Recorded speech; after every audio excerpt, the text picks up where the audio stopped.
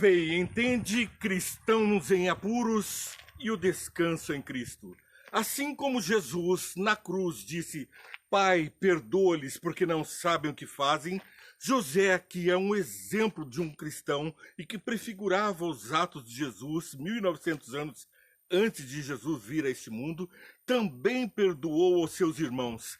Aqueles irmãos, os 10, haviam tramado contra a sua vida. Assim, ele também estava agora colocando a eles em prova para reatar um relacionamento. O perdão já havia acontecido, mas envolver-se novamente, recebê-los, tratá-los como fraternos, dependia de que o coração deles estivesse mudado. Era a possibilidade de um relacionamento, não a possibilidade do perdão que estava em jogo.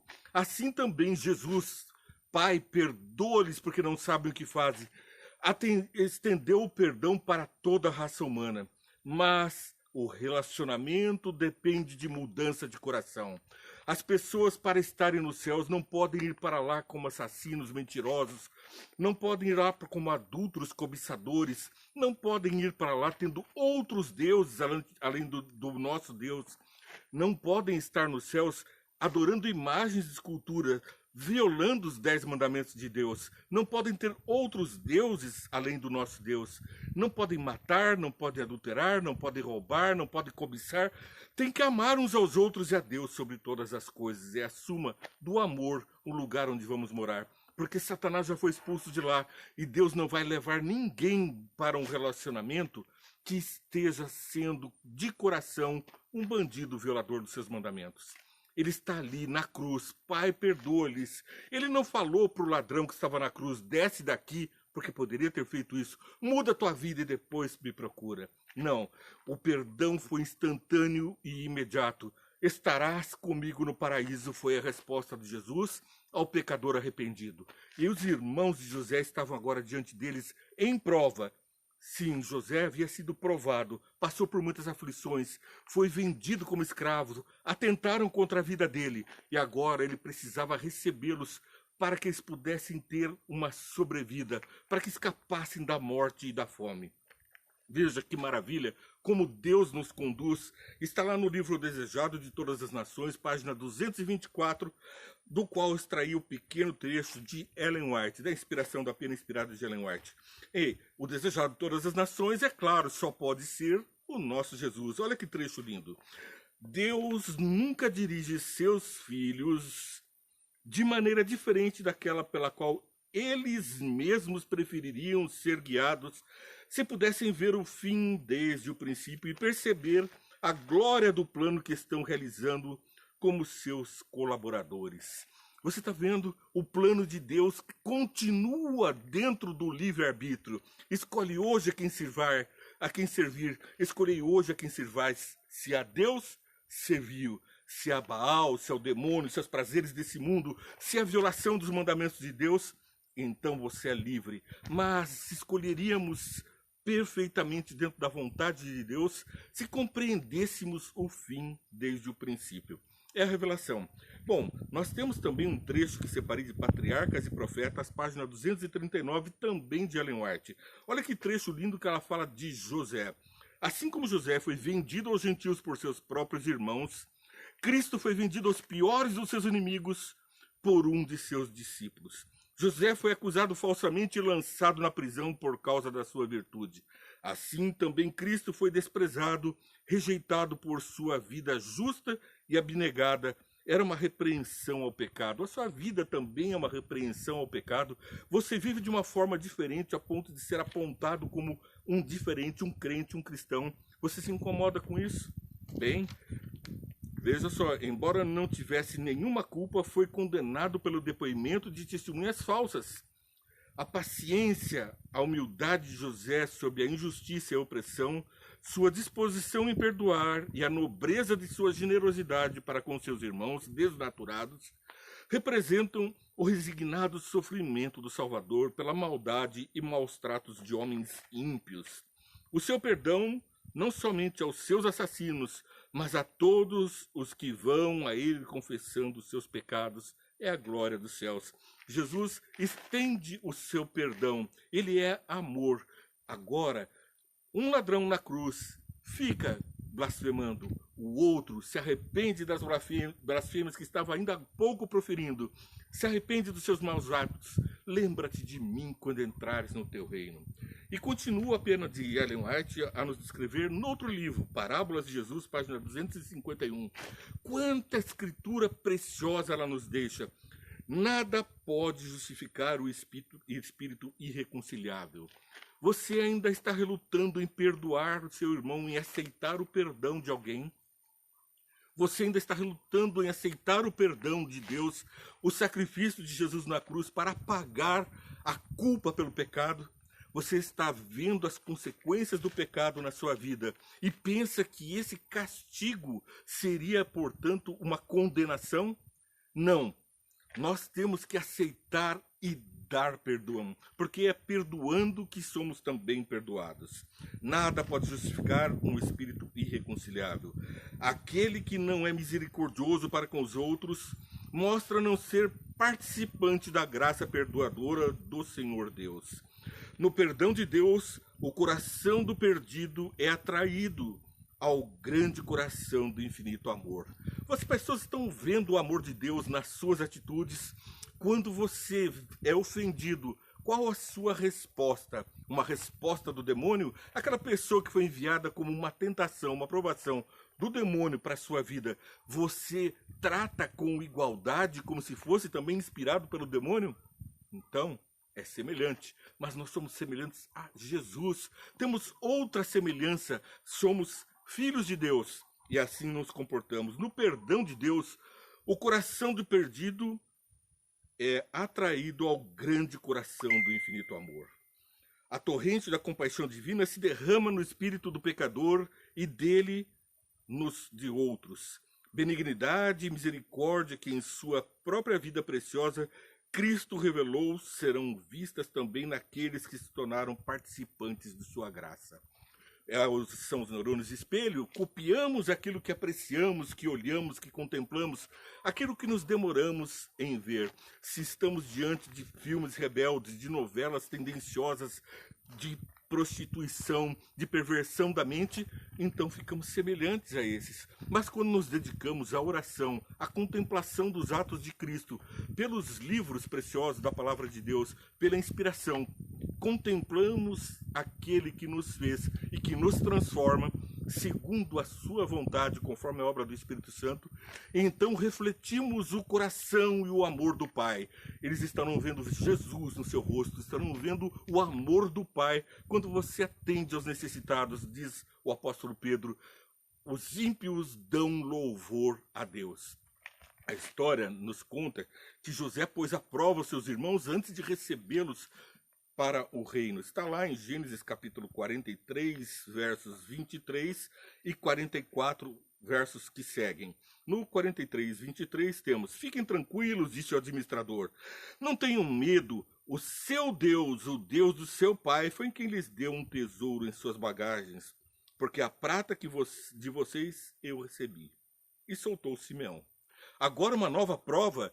José manda aquele mesmo seu servo colocar a taça especial dentro da bagagem do filho menor de Benjamim.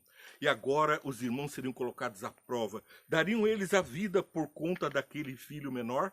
Aqueles irmãos, os 10 que haviam entregado José por puras ciúmes, por pura inveja, por pura maldade, agora estariam dispostos a defender ainda uma vez o seu irmão?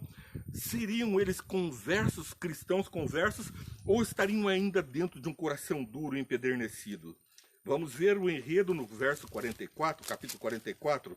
Passo a ler o verso 1. José deu as seguintes ordens ao administrador de sua casa: encha as bagagens desses homens com todo o mantimento que puderem carregar e coloque a prata de cada um na boca da sua bagagem. Depois coloque a minha taça, a taça de prata, na boca da bagagem do caçula. Tudo com a prata paga pelo trigo. E ele fez tudo conforme as ordens de José. Ali estava um servo que estava, por certo, inquieto vendo toda aquela maquinação, mas ele estava observando a atitude de José e dos seus irmãos. Ele provavelmente teve ali uma conversão, uma contemplação dos atos de Deus. E agora segue. Depois coloque a minha taça na bagagem do caçula. Assim que despontou a manhã, despediram os homens com os seus jumentos. Ainda não tinham se afastado da cidade quando José disse ao administrador de sua casa: vá atrás daqueles homens e quando os alcançar, diga-lhes: por que retribuíram o bem com o mal? José tinha dado banquetes, mas armou uma arapuca, colocou ali um tesouro para testá-los. Por que retribuir o bem com o mal? Não é esta taça que o meu senhor usa para beber e para fazer adivinhações? José recebia a iluminação de Deus, ele havia previsto a fome e providenciou a salvação com sabedoria dos altos. E agora ele diz que a taça é o instrumento. Vocês cometeram grande maldade. Verso 6. Quando ele os alcançou, repetiu-lhes essas palavras. O servo foi obediente. Mas eles lhe responderam: por que o meu senhor diz isso? Longe do seu servo fazer tal coisa. Nós lhe trouxemos de volta da terra de Canaã a prata que encontramos na boca de nossas bagagens. Como roubaríamos prata ou ouro da casa do Senhor? Vamos lembrar que foi o mesmo servo que no capítulo anterior, verso 23, disse: não se preocupem, essa prata foi o Senhor quem deu para vocês, o seu Deus, o Deus do seu pai. Porque a prata que era devida, eu recebi. O pagamento está feito. A prata é a graça de Jesus. Nós recebemos a prata, um dom precioso do perdão. E segue. Nós lhes trouxemos de volta da terra, boca e tal. Se algum dos nossos servos for encontrado com ela, morrerá. E nós, os demais, seremos escravos do meu senhor. Bom, aqui ele está dizendo que se os servos, porque ele não podia acreditar que nenhum dos irmãos tinha feito aquilo, se alguns dos servos que estavam junto com a comitiva de compra dos alimentos fez isso, ele vai ser morto e todos seremos escravos. E disse ele: concordo, somente que quem for encontrados com ela será meu escravo, os demais serão livres. Cada um deles descarregou depressa suas bagagens e abriu-a. Depressa porque não estavam com medo, não tinham culpa. Eles abriram a bagagem para demonstrar que não havia neles roubo algum. O administrador começou então a busca, desde a bagagem do mais velho até o mais novo. E a taça foi encontrada na bagagem de Benjamim. Diante disso, eles rasgaram suas vestes. Em seguida, todos puseram a carga de novo em seus jumentos e retornaram à cidade. Eles poderiam ter abandonado. Somente esse fica. Nós voltamos para o Pai com os mantimentos. Vamos com a bênção dos céus para nossas vidas. Abandonem aqueles que ainda estão relutantes em obedecer à palavra de Deus, aceitar o convite amável do nosso Senhor. Mas a verdade é outra. Agora eles estavam convertidos. Quando Judá e seus irmãos chegaram à casa de José, ele ainda estava lá. Então eles se lançaram ao chão perante ele, e José lhes perguntou: que foi que vocês fizeram? Vocês não sabem que um homem como eu tem poderes para adivinhar? Respondeu Judá: o que diremos ao meu senhor? Que podemos falar? Como podemos provar a nossa inocência? Deus trouxe a luz e a culpa dos seus servos. Agora somos escravos do meu senhor, como também aquele que foi encontrado com a taça. Ali, a plena conversão, o amor ao próximo como a si mesmo, todos se entregaram junto com Benjamim, junto com a sina do pecador, todos se puseram. Agora, nós também somos responsáveis pelos nossos irmãos, em alcançar-lhes a palavra, em dar-lhes o tesouro da prata, da libertação e libertarmos da morte e da escravidão do pecado. Disse, porém, José: longe de mim fazer tal coisa, somente aquele que foi encontrado com a taça será meu escravo. Os demais podem voltar em paz para a casa do meu pai. Então Judá, ele toma uma atitude muito diferente. O mesmo Judá que atentava contra a vida e contra a liberdade de José antes, agora se põe no lugar de Benjamim. Ele se oferece. Agora não é só José quem é um espelho de Jesus para a nossa compreensão. Judá também oferece-se em lugar do pecador. Ele também dá sua vida.